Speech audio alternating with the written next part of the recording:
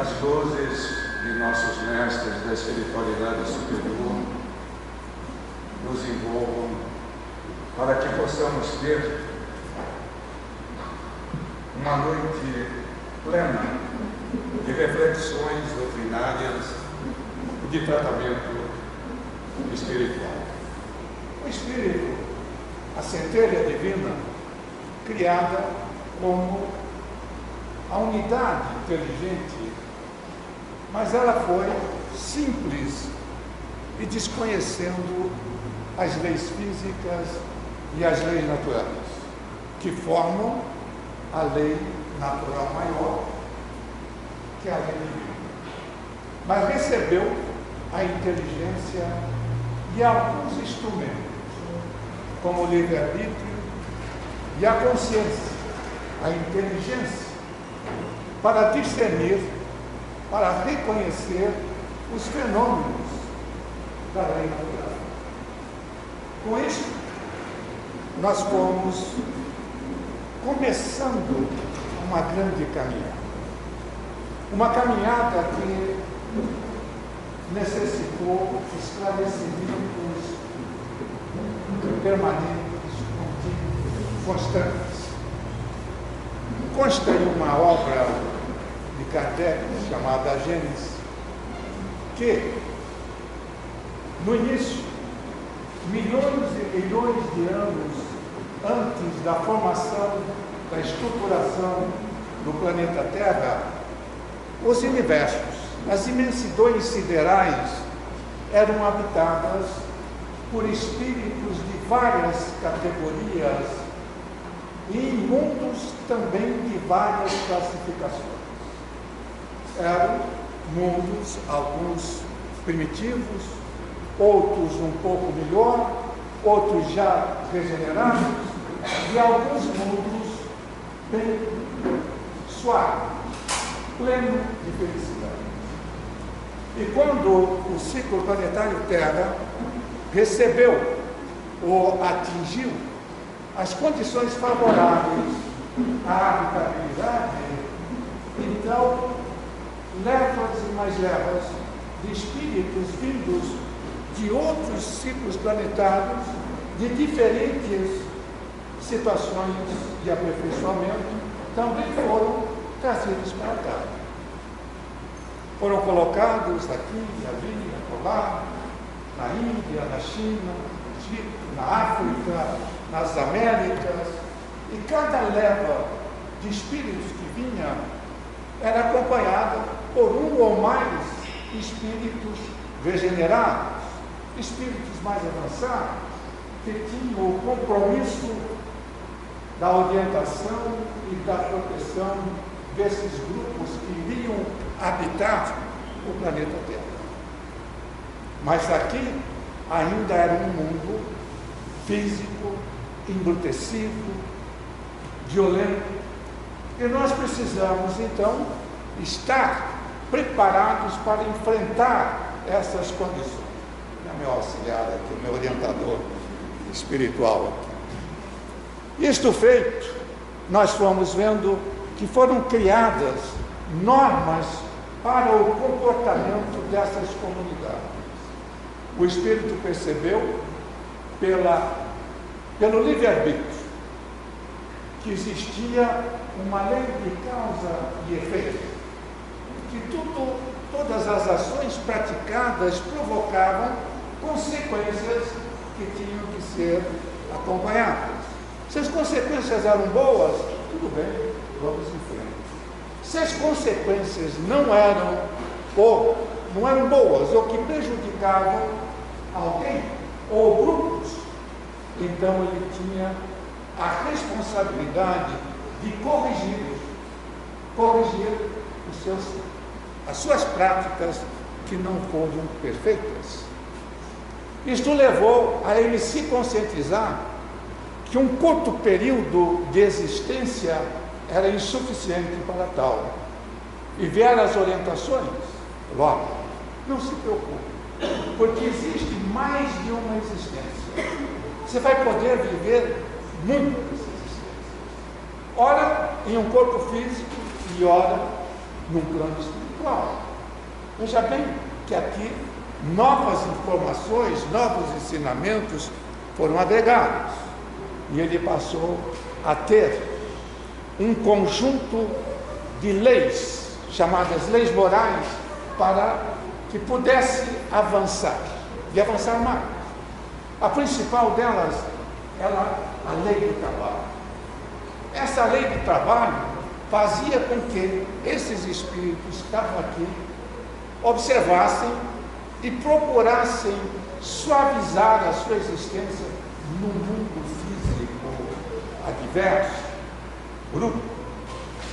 Esse trabalho levou a que ele procurasse condições de melhorar a sua habitabilidade, seu vestimento, para enfrentar as intempéries, a alimentação e assim sucessivamente. Isto levou a uma outra lei, a implementação da lei de sociedade e da lei do progresso. A lei do progresso era que a cada ação individualizada em seu próprio benefício gerava benefício para os demais grupos com que ele convivia. E a sociedade passou a se organizar coletivamente. Ao mesmo tempo que havia essa conscientização de que o espírito não conseguiria viver isoladamente, que tinha que viver em grupo, em sociedade, também começamos a ser percebidas as diferenças sociais. E essas diferenças sociais eram provenientes de diferenças de poder de comando. E assim nós fomos avançando. Periodicamente, um espírito mais avançado, um espírito iluminado era mandado para o planeta Terra para redirecionar, para corrigir as falhas e avançar mais. E assim foi feito.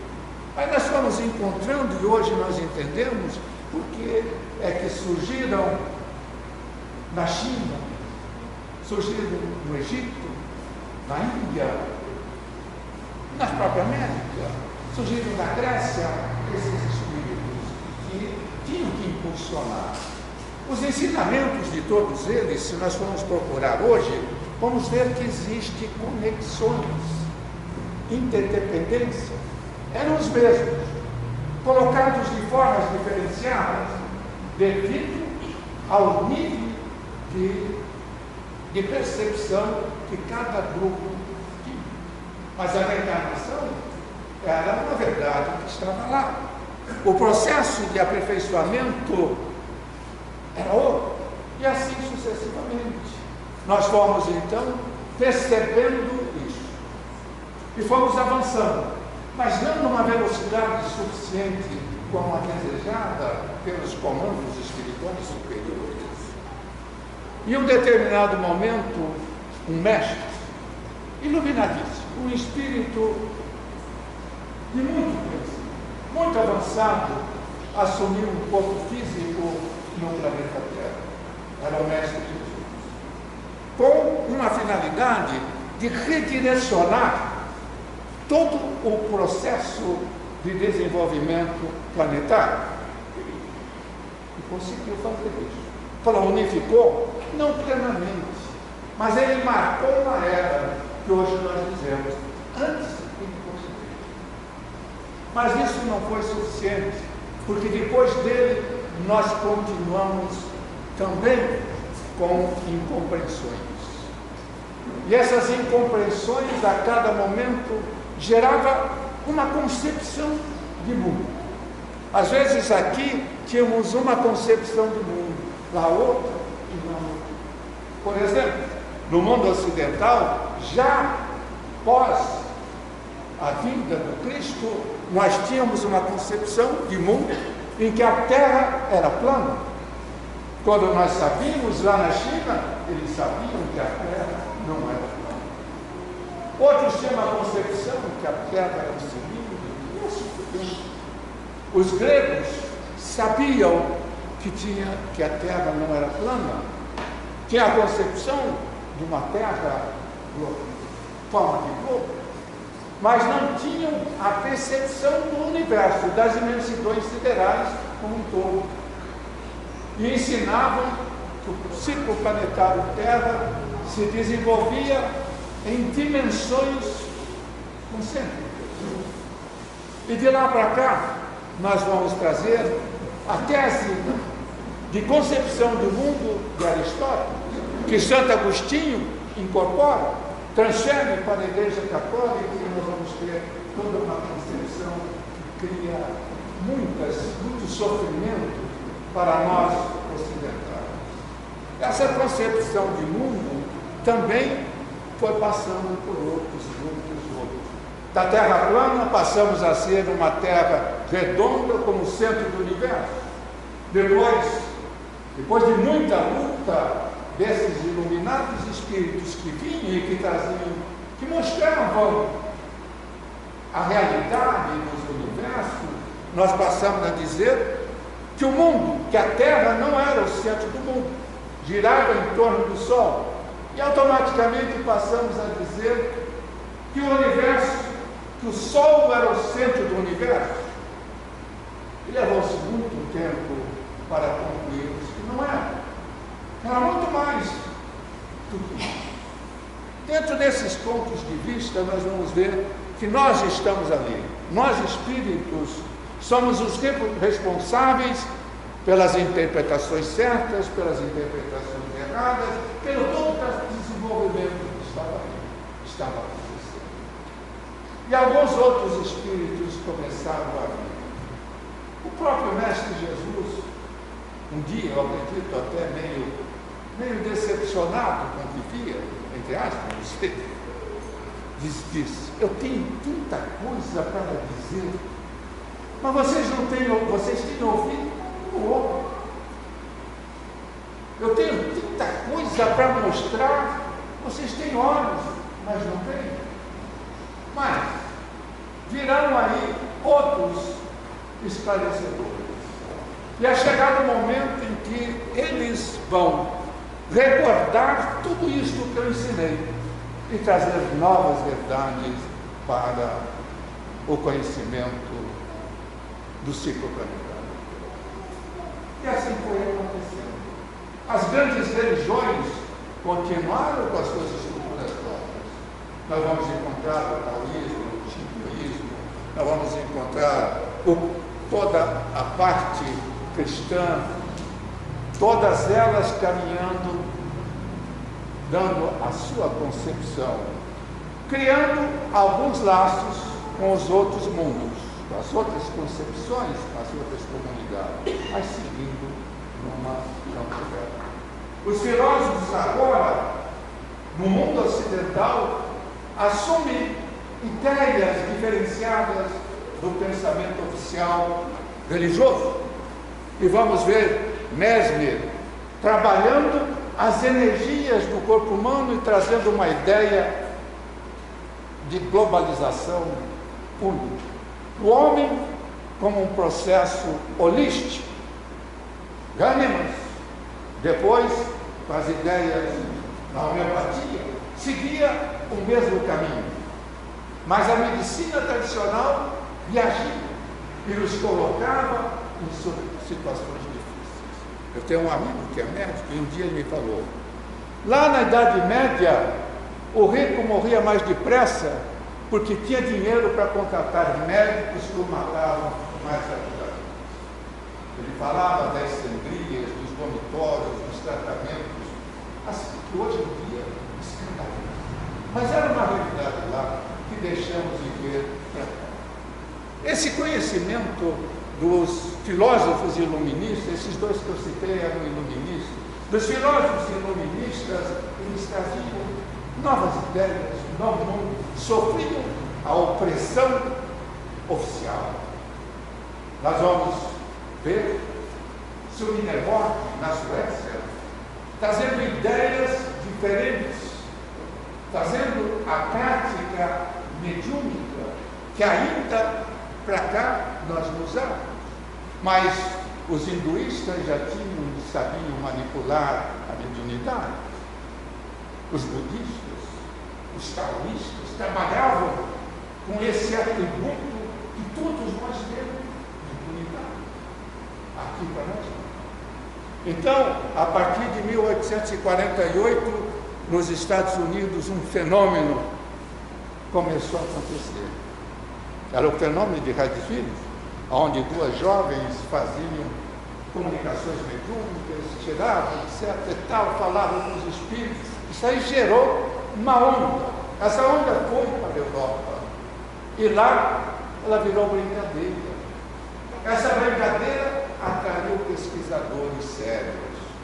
Entre eles, um pesquisador, chamava-se professor Rivai, era um filósofo, iluminista, mas que tinha uma mente muito aberta, que praticava, fazia as práticas, estudava mestre,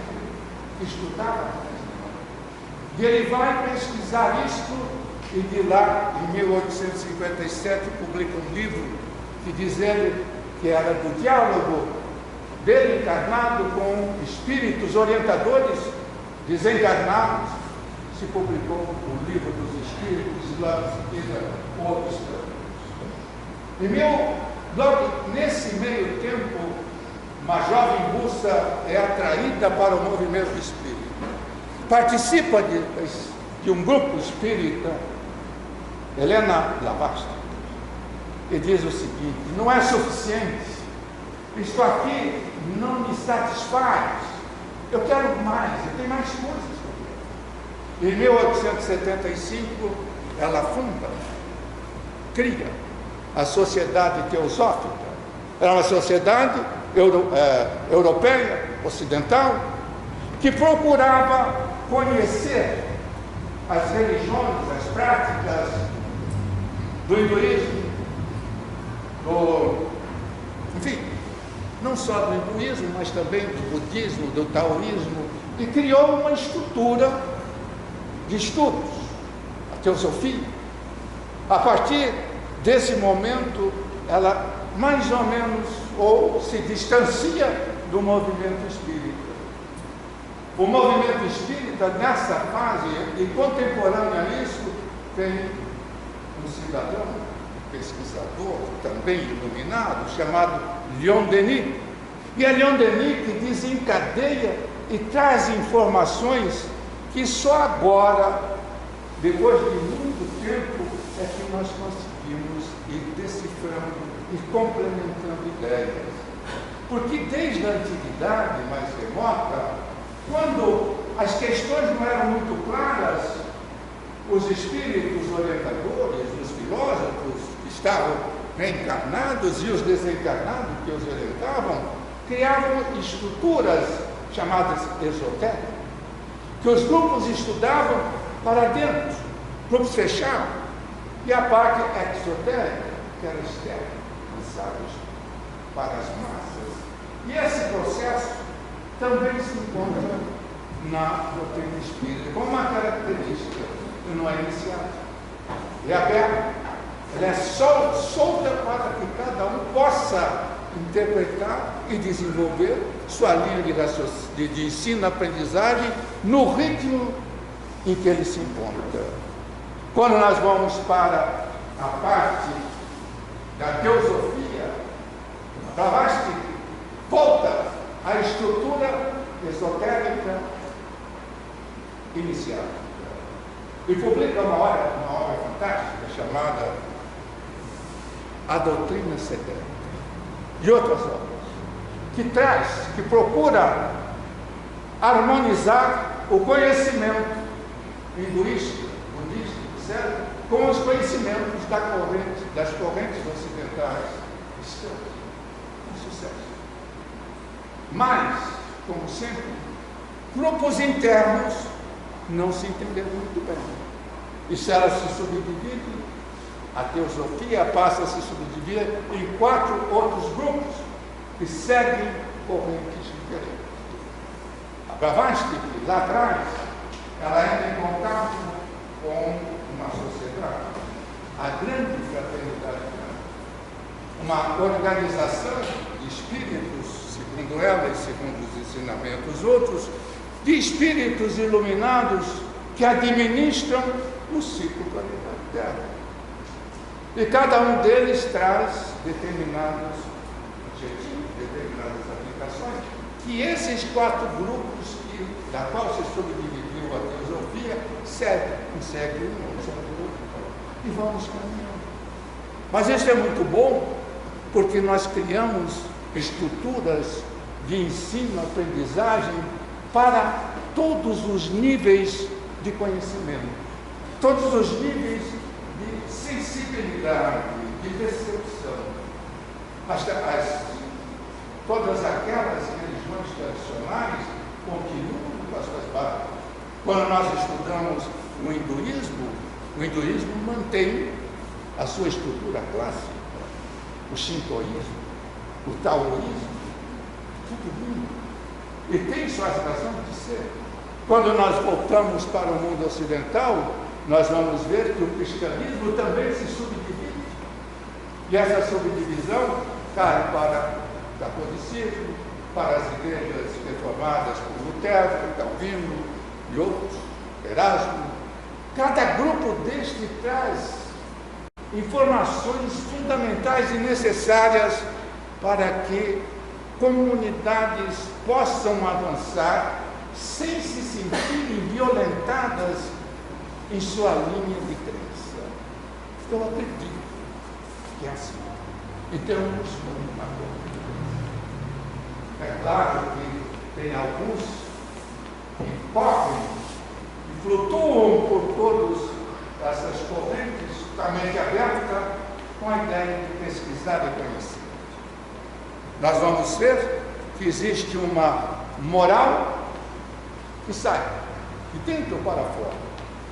Ela é uma moral exógena. E tem uma moral que é externa. Esta que vem de fora, que nós recebemos como impacto. Alguém pensa e nos diz, é assim.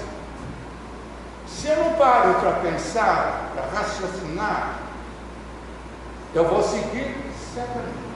É a moral heterógena, externa. Isso se torna dogma. Ela vai ser dogmática. Eu acredito, não penso, acredito e é. Se não for assim, eu vou ser castigado. E existe a moral exógena, é aquela que vem de dentro para fora.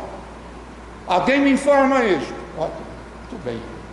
Eu vou pensar, vou raciocinar, vou observar, testar, comparar, e se a razão me disser que é verdade, eu sigo isso aqui. É um caminho que todos nós temos, são as opções que nós temos.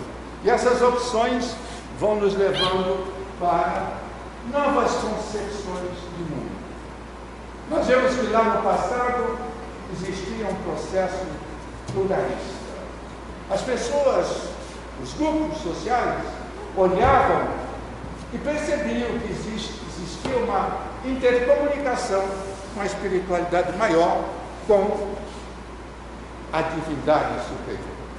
Mas esses intermediários, que eles não conseguiam entender, se transformavam nas suas cabeças, nas suas crenças, em deuses. Era uma pluralidade. Houve um determinado momento em que falou, não é assim não. Então nós vamos ser agora monoteístas. Existe apenas um Deus. Isso vem desde lá do Egito Antigo. Nós vamos ver isso aqui. Só que esse monoteísmo, ele criou uma dualidade. Separou o espírito da matéria. Deus. Era uma trilogia. Deus, espírito e matéria. Na crença. Isso aqui foi transformado numa trilogia.